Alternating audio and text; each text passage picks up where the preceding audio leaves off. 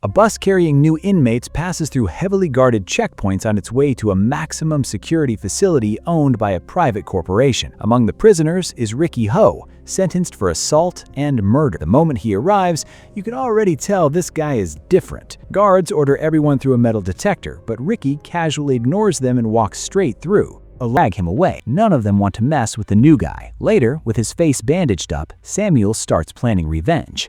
His men suggest bringing in Zorro, the giant brute who keeps getting thrown into solitary for breaking prison rules. Samuel secretly meets with a corrupt guard and bribes him to speed up Zorro's release. The next day, the guards corner the old prisoner again. This time, they coldly inform him that his early release has been denied. They accuse him of secretly writing letters to his wife and son without permission. The old man knows they're lying, but it is criminal. He was just unlucky. Riki overhears everything. He walks toward the body, breaks the chains holding it, and gently lowers it down. Then he places the toy train, now fully repaired, into the dead man's hands. Honestly, this small scene says a lot about Riki. He barely talks, but his actions tell you everything. The next morning, Riki is showering when the atmosphere suddenly changes. Zorro appears at the entrance, blocking the doorway like a wall of muscle, and he attacks immediately. Zorro throws a brutal punch that sends Riki flying across the room and smashing into the wall. A normal person would be finished after that, but Riki gets back up like nothing happened. Then Riki counters. His fist drives straight into Zorro's stomach with terrifying force, making the giant collapse in agony. Before things escalate, the North Block captain himself appears. Captain Hai. He shows interest in Riki and wants him to join his group, but Riki clearly has no intention of serving anyone. Later, back in his cell, Riki suddenly feels intense pain in his chest. As he struggles to breathe, memories from his past resurface. Back when he was still a teenager, Riki visited his parents' grave. There he met a mysterious man who turned out to be his uncle, Shang Kui, a kung fu master. Shang challenged Riki, easily blocked his attacks, and decided to train him. From that day on, Riki trained at the cemetery every single day. Under Shang's guidance, he mastered his chi, learned to smash rocks with raw force, and trained his body to withstand devastating attacks, especially to his chest. Back in the present, Riki is brought before the deputy warden, a cruel man known as Cyclops. Cyclops is exactly the kind of guy you'd expect in a place like this. He eats steak while interrogating prisoners, has an iron hook instead of his left hand, and wears an artifact using a metal tray. In seconds, he corners Cyclops and nearly kills him. But at the last moment, Riki stops himself. Instead of finishing him, he simply takes back the photo and leaves. Back in his cell, Riki quietly plays a flute, remembering happier times with his girlfriend, Yen. The next morning, Samuel's remaining followers are left without protection, and prisoners begin taking revenge. Captain Hai steps in to stop them, but one prisoner named Quan openly challenges him. That's enough for Hai. He immediately slashes Quan across the face.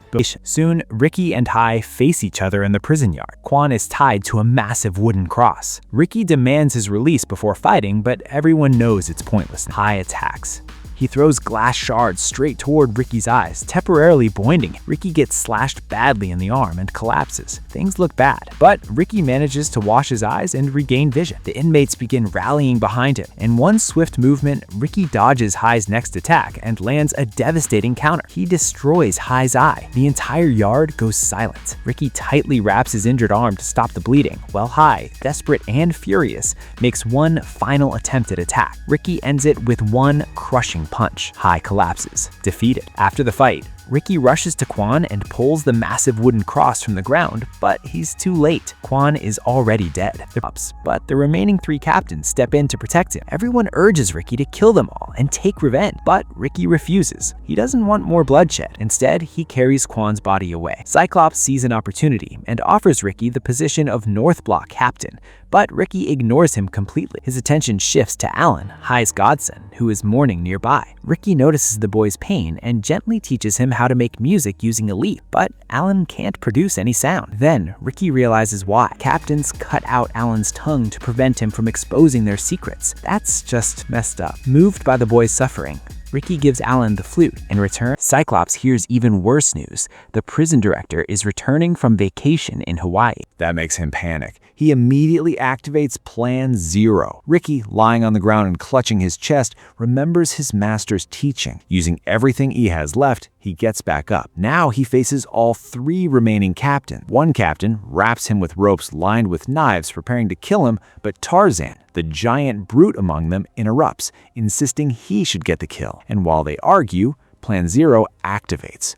Automated gun systems emerge from the walls and bullets rain everywhere. Everyone scrambles. Tarzan grabs Riki and drags him into a nearby room, but things somehow get worse. The room begins filling with liquid cement. Cyclops plans to sacrifice everyone inside. Riki punches through the iron door and drags Tarzan to safety just before being trapped. Cyclops confronts Riki on the stairs.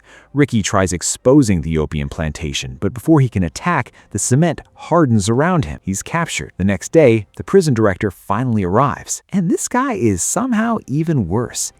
Everyone around him exists to serve him. Wang trips on the red carpet, and just because of that, the director orders a prisoner to lose an eye for laying it poorly. That tells you everything about it. Cyclops desperately tries to save himself by presenting Riki as the cause of all the chaos. Riki stands there trapped in hardened cement from head to toe like a human statue. Then he sees the director and instantly breaks free. In a flash, Riki grabs the director lands a brutal uppercut that dislocates Tarzan's jaw, then crushes Tarzan's fist with another punch. Tarzan collapses. Riki stands tall and shouts something important. Prisoners are not insects. They're people. But the director doesn't care. The ceiling of the cell begins descending, threatening to crush Riki alive. Riki pushes upward with all his strength, holding the weight back through sheer will. Then, Cyclops uses electricity. The shock knocks Riki down. It looks like the end.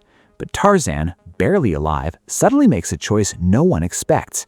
He sacrifices himself to save Riki. Riki escapes, but Tarzan isn't so lucky. The descending ceiling crushes him. Riki, furious and heartbroken, reminds everyone that even Tarzan had loved ones waiting for him outside. Before he can continue, a trap door opens beneath. He falls. Chained and shackled, Riki crashes into a pit in the center of the prison yard. The director announces his punishment. Riki will be buried alive. 2 prisoners protest. They're shot immediately. The remaining inmates are ordered to bury Riki. Riki doesn't resist. He even tells them not to risk their lives for him. The director makes a cruel promise. If Riki survives underground for 7 days, he'll be released. Cyclops inserts a hollow bamboo tube into the dirt so Riki gets just enough air to survive and suffer longer. Night falls. The inmates worry. Then, through the darkness, a faint whistling melody echoes across the prison yard. Riki is still alive. The 2 surviving captains try to silence him by stuffing meat into the bamboo tube, but Riki breaks the bamboo and uses the falling meat as food. Even buried alive, this guy refuses to die. Starving underground, Riki remembers Yen. In a painful flashback, Yen is walking home late one night when she witnesses men dealing and using opium. One gangster spots her and abducts her. She escapes. But while fleeing in panic, she slips from a rooftop and falls to her death. That tragedy became the reason behind Riki's hatred for drugs. Insane in the best way possible. The story's simple, but the energy, brutality, and pure over-the-top action make it ridiculously entertaining. If you like crazy action movies that don't hold back, this one is absolutely worth watching.